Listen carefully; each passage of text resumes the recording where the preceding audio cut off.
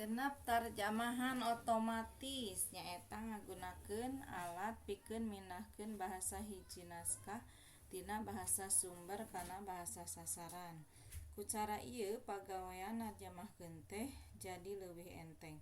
Tapi pakakas pikeun narjamahkeun sacara otomatis teh acan panceg masih terus dimekarkeun nepi ka kiwari.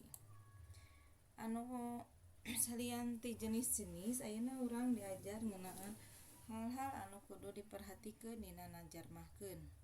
Nyaeta nu kahiji nyaeta kudu satia kana teks aslina sarta kudu nembongkeun kajujuran. Dina harti satia di dieu teh nyaeta teu meunang ngarobah harti makna teks aslina.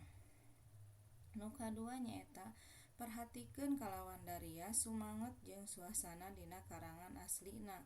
Upamana gayana basajan, tarjamahanna oge kudu basajan. Hasil tarjamahan teh ulah katembong minangka karya tarjamahan. Maksudna kudu ngaguluyur saperti karangan aslina. Proses narjamahkeun.